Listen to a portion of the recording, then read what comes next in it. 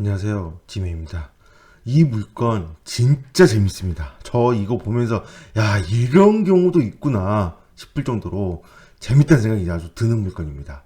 자, 미추홀구에 있는 아파트입니다. 아파트 평수는 굉장히 큽니다. 굉장히 높은데 이 물건은 3층입니다. 43층 중에 3층. 뭐 그렇게 선호하는 층수는 아니겠죠.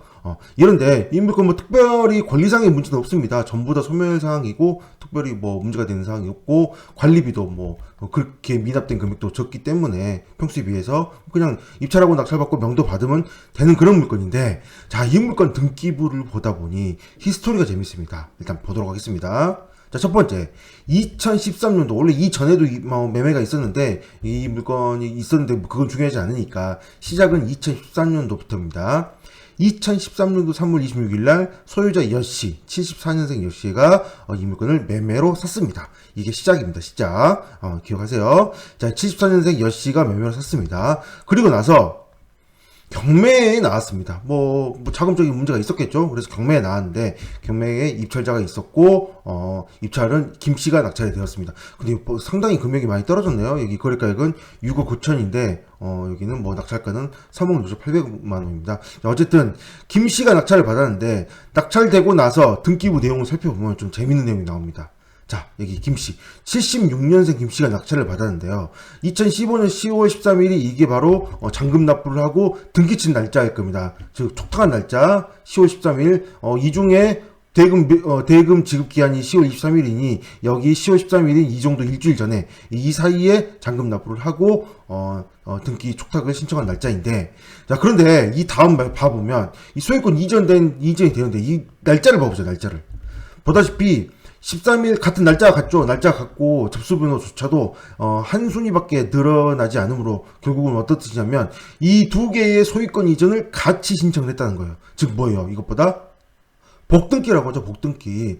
낙찰을 받으면서 등기 치면서 소유권 일을 바로 복등기로 바로 이전을 시켰던, 이를 복등기를 했던 걸로 보여집니다. 자, 근데 보다시피 여기 보면 날짜가 9월 30일 날 계약을 했는데 2015년 9월 30일은 언제예요?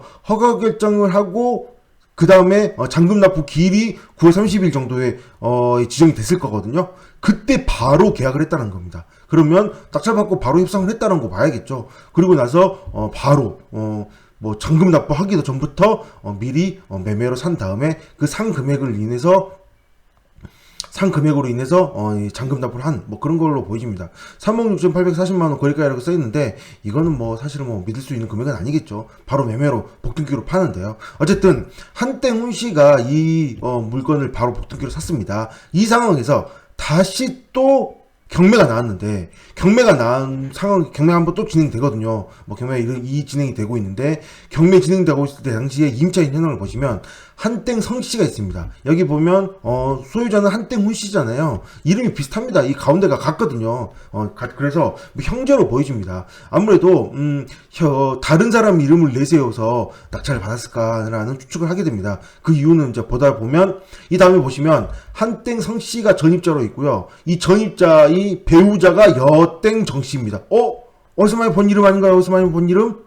자, 보다시피 이 앞에 가장 처음에 소유자가 여땡 정씨거든요. 즉 여땡 정씨가 돈을 갚지 못해서 경매로 나오게 되었고, 경매로 나왔는데 이 낙찰자가 다른 사람이 제3자가 낙찰을 받아서 바로 급하게, 정말 초지급으로 급하게 복등기를 해서 한땡훈 씨가 가져오게 됐는데, 이 한땡훈 씨는 79년생인 걸 봐서 아무래도 이 아까 나와있던 한땡 성씨, 즉 이 여씨의 배우자인 한땡 성씨의 남동생이 아닐까 뭐 추측을 해볼 수 있는 부분입니다. 그래서 남동생을 내세워서 이 물건을 다시 매매로 사왔다는 걸로 보여집니다. 자, 이 상황에서 이 한땡 성씨가 있고 이제 여땡 정씨가 있는 상황에서 경매가 또 진행이 되었죠. 그리고 나서 이 씨가 낙찰을 받았습니다. 이번에는 이 씨가 낙찰을 받았는데 이 씨가 낙찰을 받았고 54년생 이 씨가 낙찰을 받았는데 누군지는 모르겠으나 이 다음에 압권이 나옵니다.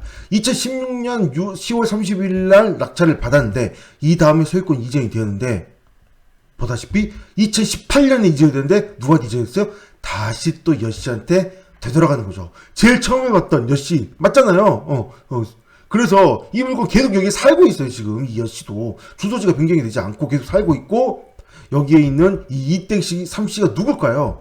뭐 짐작을 해볼 수도 있겠죠? 이 아무래도 이 여씨의 좀 부모님이지 않을까, 뭐 추측을 해볼 수 있는 부분이긴 한데요. 그거는 여기를 보시면도 또 이해를 하실 수 있습니다. 자, 보다시피 이 씨가 낙찰을 받은 상태에서 시간이 2년 있다가 1년 반 정도 있다가 다시 여 씨에게 매매 이전을 하는데, 이때 근저당이 처음에 낙찰받을 때 있었는데 근저당이 있는 상태로 이전을 합니다. 근저당이 있는 상태로. 그리고 나서 다시 시간이 흘러서 경매가 나왔기 때문에 근저당이 있는 상태에서 근저당 끼고 넘긴 거죠. 근저당을 끼고 넘긴다라는 건 사실 현실적으로는 거의 힘들다고 봐야 됩니다. 채무자가 다르기 때문에 여기는 채무자 변경을 하지 않는 한 채무자 변경이 사실 되지도 않거든요. 은행에서 물어보면 이거를 말소를 하고 다시 잡지. 왜냐하면 이 씨의 채무 관계, 이 씨의 신용 상태와 이 여 씨의 신용 상태가 다르기 때문에 근저당을 끼고 넘기는 거는 안 된다라는 거죠. 소유자가 일로 됐는데 채무자가 이 씨라면 좀 말이 안 되잖아요. 그럼 내 집 담보인데 다른 사람이 다른 사람에게 담보를 제공했다라는 거니까 말이 안 된다는 얘기인 거죠. 그러므로 결국은 이 씨와 여 씨는 당연히 특수 관계인일 걸로 보입니다. 당연히 뭐 추측으로는 성이 다른 걸로 봐서 이 씨는 아마도 이 여 씨의 아버지이지 않을까, 그렇게 좀 추측을 할 수 있는 부분입니다. 정말 여기에 가족이 정말 다 나거든요. 처음에 남자분의 남동생으로 추측이 되는 분이 나왔었고, 그 다음에 남자분이 있었고요. 한땡 성씨가 있고, 배우자 여씨가 결국은 제일 처음에 샀다가 나중에 최종적으로 다시 소유권 이전을 받았던 상황. 처음부터 계속 살고 있는 상황입니다. 자, 이런 상태에서 이 물건 여씨가 소유자인 상태에서 경매가 나왔습니다. 어떻게 될까요? 이 물건 낙찰받게 되면 여씨가 다시 되사갈까요? 아니면 여씨 관련자가 다시 이 경매 물건을 또 낙찰을 받을까요?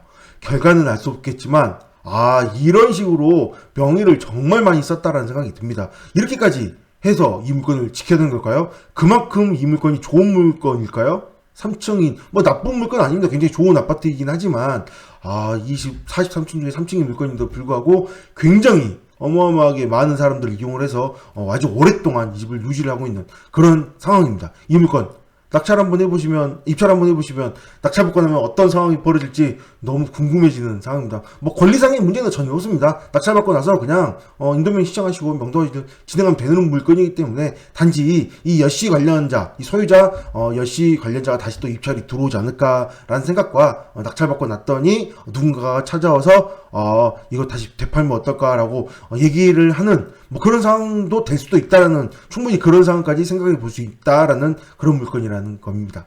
이건 너무 재밌죠? 등기부 보다 보면 이런 많은 사례들이 보이니 여러분들도 한번 등기부를 책을 읽듯이 한번 읽어보시는 건 어떨까 생각해 보게 됩니다. 네, 여기까지 하겠습니다. 감사합니다.